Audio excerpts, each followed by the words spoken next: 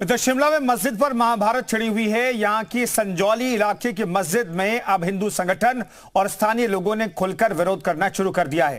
दरअसल इस मस्जिद में अवैध निर्माण हुआ है। करीब 35 बार निगम ने इस अवैध निर्माण को गिराने के लिए आदेश भी जारी किया, लेकिन अब तक इसकी एक अवैध ईंट भी नहीं हटाई गई। फिर लोग खुलकर इस अवैध निर्माण के खिलाफ सड़कों पर उतर आए।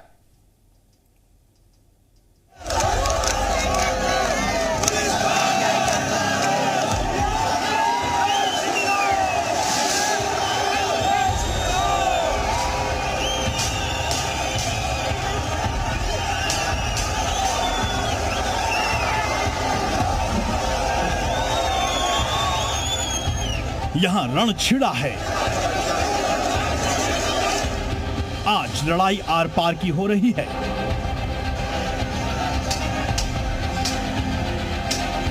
महाभारत कब थमेगी कहना मुश्किल है।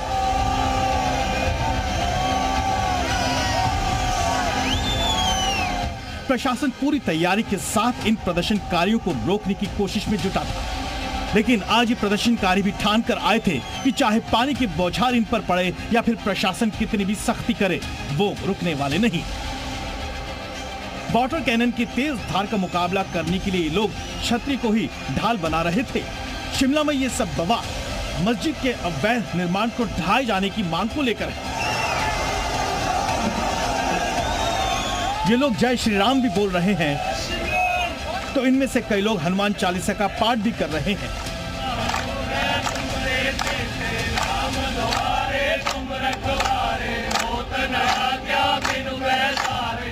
जिन बैरिकेड्स को इलाका अभेद्य बनाने के लिए लाया गया था, प्रदर्शनकारी पूरी ताकत से इसे अपने हाथों में उठाए आगे बढ़ रहे थे।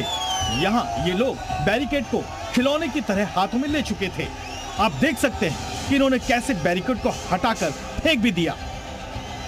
इससे पहले जब यहाँ लोगों को प्रदर्शन करने पहुंचना था, संजौली स्थित इस मस्जिद की ओर जाने वाले रास्ते के टनल को भी पुलिस ने बंद कर दिया था, लेकिन हजारों की संख्या में प्रदर्शनकारी टनल से भी अंदर आने लगे थे। पत्थरबाजी और झड़प भी शुरू हो गई थी।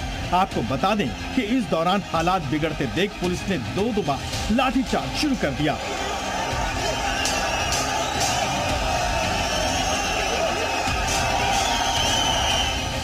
ड्रोन से चप्पे चप्पे पर नजर रखी जा रही थी।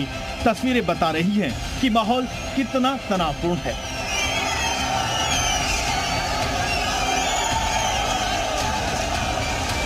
पुलिस ने मस्जिद वाली जगह से 250 मीटर पहले ही बैरिकेडिंग की हुई थी, जिसे प्रदर्शनकारी फांदकर आगे बढ़ रहे थे। सबसे बड़ी जो चूक इसमें नजर आई है वो पुलिस प्रशासन की नजर आई है। जहां प्रदर्शनकारी ढली सब्जी मंडी के पास एकत्रित हो रहे थे, वहां पर पुलिस बल ना के बराबर था। वहां पर पुलिस के कुछ एक कर्मचारी ही तैनात थे।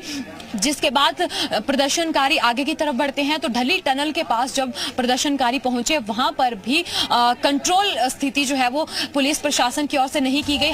आपको बता दें कि संजौली मस्जिद 1947 से पहले बनी थी। 2010 में इसकी पक्की इमारत बननी शुरू हुई तो नगर निगम में शिकायत की गई। अब मस्जिद 5 मंजिला है। नगर निगम 35 बार अवैध निर्माण तोड़ने का आदेश दे चुका है, जबकि ताजा विवाद 31 अगस्त से शुरू हुआ था, जब दो गुटों के बीच मारपीट शुरू हुई। ये जो हिंदूवादी संगठन थे, उन संगठनों के द्वारा इस चीज़ का विरोध किया जा रहा था और इसी विरोध के चलते इससे इस समय से 2 बार पहले विरोध किया जा चुका था और आज तीसरे दिन विरोध किया गया था। उन्होंने मार्च करते हुए टनल के जरिए जहां तक पहुंचने की कोशिश की, पर रास्ते में पुलिस प्रशासन की ओर से बैरिकेडिंग लगाई गई थी।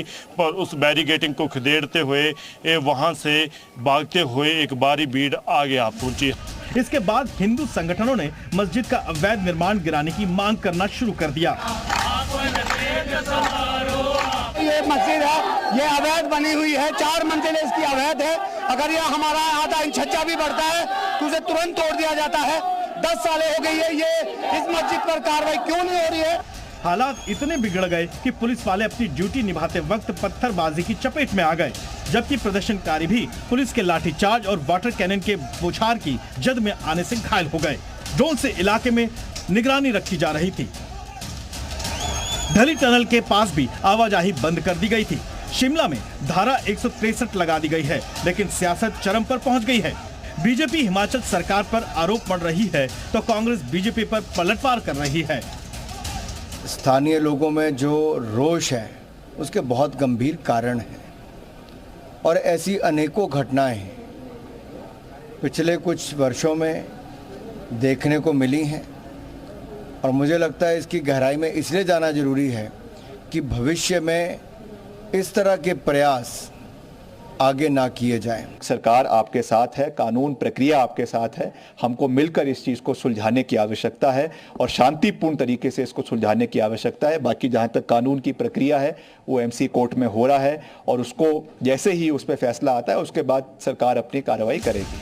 आपको बता दें कि ये विवाद बिना मंजूरी के 5 मंजिला मस्जिद बनाने को लेकर शुरू हुआ है। स्थानीय लोगों के मुताबिक यहाँ नमाज पढ़ने के लिए बड़ी संख्या में मुस्लिम समुदाय के लोग दूसरे शहरों से भी आते हैं और उनका व्यवहार सही नहीं होता। जगह जगह से मतलब हर एक प्रांत से लोग आकर के यहाँ पे आ रहे हैं, जा रहे हैं। हमें यही नहीं पता लगता कि कौन आ रहा है कौन जा रहा है। तो उसके कारण मतलब एक असुरक्षा का माहौल पैदा होता जा रहा है, क्योंकि कोई यूपी से, कोई बिहार से, कोई मतलब कहाँ से लोग आ रहे हैं। तरह तरह के मतलब जमाती आते हैं, कितने लोग आ जाते हैं। तो इस छोटे से इलाके में जब इतना मतलब हजूम इकट्ठा हो जाता है तो नेचुरल है गलत मतलब मैसेज आता है। खास बात यह भी है कि हाल ही में हिमाचल के मंत्री अनिरुद्ध सिंह विधानसभा में मान चुके हैं कि संजौली में मस्जिद की वजह से लोग नाराज हैं।